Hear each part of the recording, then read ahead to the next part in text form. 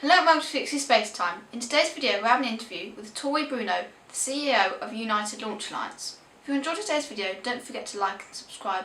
Enjoy. Thank you so much for coming on here for an interview. Can you tell everyone a bit about yourself? Sure. I'm Tory Bruno, and I'm the CEO of United Launch Alliance. And for however long your show runs, I am yours and all of your viewers' personal rocket scientist. Cool. What are your passions? My passions. Well, my first passion is space. I've spent my whole life working on this. I've done rockets since I was younger than you, and I just absolutely love space. But in addition to that, I'm kind of a history buff, and I have horses because I grew up on a ranch, and I'm very passionate about all of that as well. Cool. What kind of things do you have to do on a day-to-day basis as CEO of United Launch Alliance? Oh, what a great question. Well, every day is different, which is one of the really cool things about the job. But, typically I might, start off my morning, doing something about developing our people. Then I might have some meetings where we make some technical decisions about what kinds of new innovations we're going to bring into the rockets. I'll spend time with our customers, and then, maybe cycle back and, and do some paperwork. But it's different every day. Okay, cool. Does ULA have any ambitions outside of customer contracts? So something ULA personally wants to work on? Well, what an interesting question, because we have a vision for something that really transcends all of that we call the cislunar economy. And that is the potential for natural resource development and travel and people living and working on the moon and in the space between here and the moon, developing just these almost boundless resources that exist there that could be made possible and absolutely be in your lifetime. So Felix, you might be one of the people that live and work in space. What's your opinion on reusability and the future of spaceflight? Well, reusability is a very interesting area in rocket technology now that's just coming into its maturity. And of course, you have seen what we call propulsive reusability, where boosters are flown back, which is really cool. We're going a little bit different path because our company specializes in a different area. We're going to recover our engines from the booster because we don't want to lose the performance that you have to lose to save fuel to fly home with, because we really like to specialize in the highest energy orbits. And we're off working on reusability of our upper stage in space so we can do different missions. Oh, okay. What's your opinion about SpaceX's Starship vehicle? Well, it's a very interesting vehicle, and I'll have more to say about it when it's done and flying and we can all see what it's really about. Cool, okay. What's next for ULA after Vulcan? Will there be any more launch vehicles?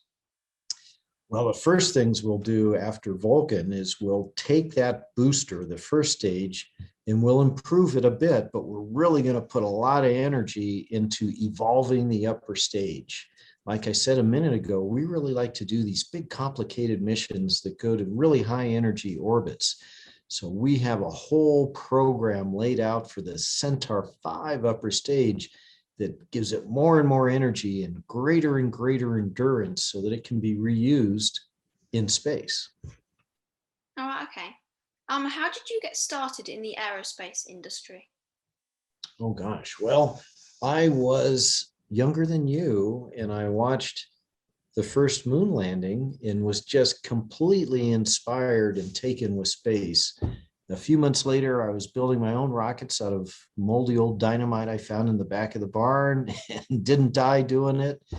And just from that point forward, I knew I was going to be involved in space. And, I had to save money because, we had a ranch. We didn't have a lot of money.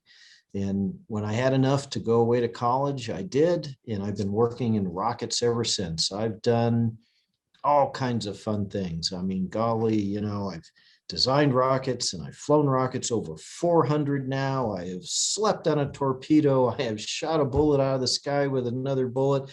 I have killed rockets with giant flying ray guns. And there is no career like a career in space. Okay. Do you have any plans to send humans to the moon or Mars or any other crewed flights? Yes, absolutely. There is going to be a permanent human presence on the moon, and there's going to be support for all of that. And then that's going to teach us how to safely take people to Mars and keep them there permanently. So we intend to be involved in all of that. Okay, wow. What is the hardest part of each of the rockets to build other than the engines?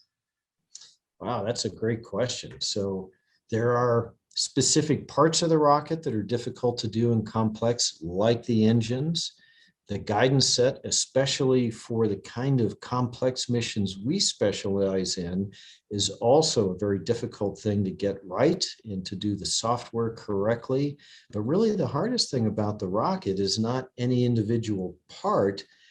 It's the integrating of all the parts together so that they work together smoothly and beautifully so that the whole rocket does the mission it's meant to do, even though some parts are more complicated than others or even more sophisticated than others. Okay, wow. Have you got any plans for the future for yourself, other not involving ULA? Oh gosh, no, I just want to keep making a difference. The coolest thing about working in space is you get to do things that are really important to humanity. And if you're lucky enough to be in a job where you get to have influence over the direction of all of that, you get up every morning and know that the work you do is important and it helps people. And it is so satisfying that I can't imagine doing anything else. Okay, wow. You had some really brilliant answers to my questions. That's all the questions I've got for you today. It was an honor to speak to you and answer you these questions. It was a pleasure talking to you. Thank you. Thank you. I hope you have a good rest of your day. You And too. thank you. Bye. Bye-bye. Thanks for watching. If you enjoyed today's video, don't forget to like and subscribe. Bye.